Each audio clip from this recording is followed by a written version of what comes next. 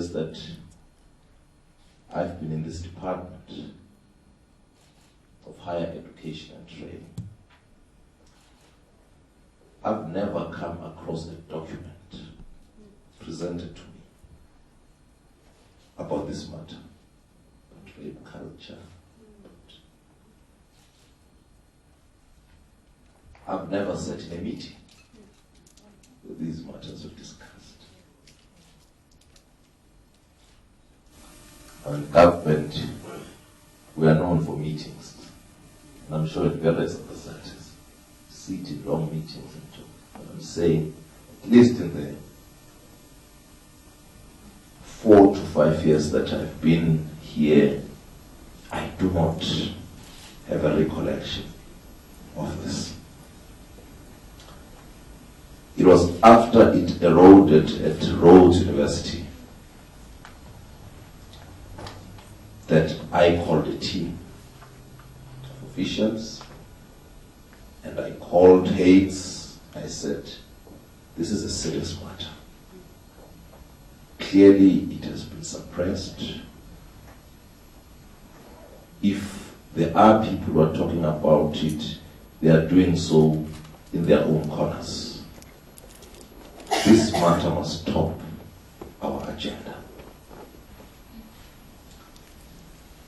This is when I asked Hayes, and I wrote to Dr. Price and said I would want to lead this area of work because it's something that was really unknown to me. And having been a student leader, I recall vividly that when I was at UKZN, we would have people coming to the student union, to raise this matter. But again, even then, well, it was still University of Natal, it was not a matter that would really, want to entertain and all of that. But we are here now. Their struggle against gender-based violence and the students' struggle for the better and more equitable access to education are products of the struggle in South Africa has pursued for decades. These are part of the struggle for transformation right across the social, economic, human rights, and health factors and outcomes. As available, but not entirely reliable, statistics tell us sexually and gender-based violence is a feature common to most of our communities. And this situation requires our immediate and to come with a resolute action. And I would like to argue that we should universities.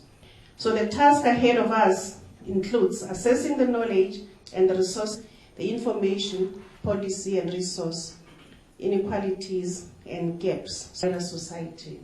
And if so, what are the unique features? We academics and students define any different than if it had happened somewhere like in big corporates or in shifting. If my student comes for researchers and in our own institution of higher education and training, it indicates women students are also the ones that get lumped with the responsibility of preventing the risk of rape and learning to cope and deal with it.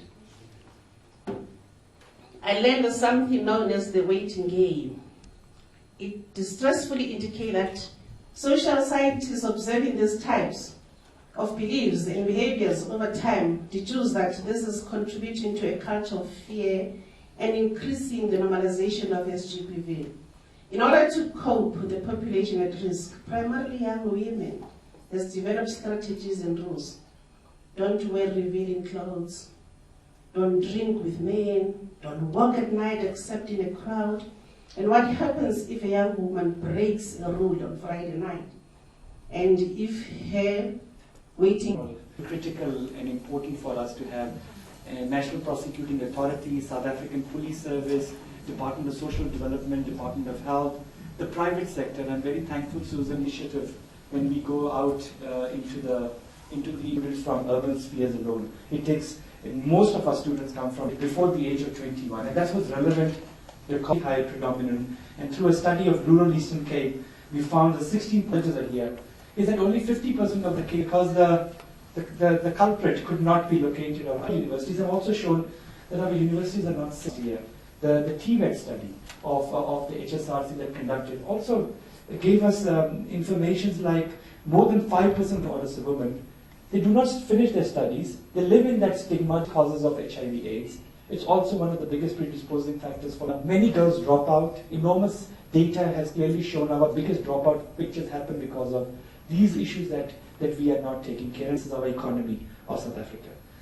Just wanted to give you some data on multiple sexual partnerships. When it comes to gender-based violence and issues, you will not find much different from the challenge. And that's why we are here. We need to have a transparent dialogue, even if it's harsh for the sector, because then only we'll resolve it.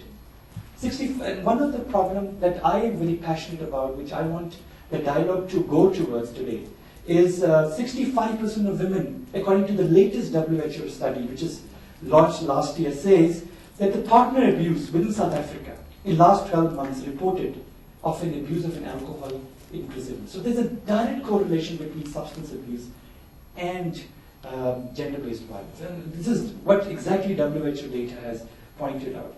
Also, I'm not going to go through the links between gender-based violence and substance. This is very close to my heart because we also run now a parallel program on alcohol and substance abuse. And Department of Social Development will echo with me that these two go together, and many more go together. HIV goes together, everything goes together.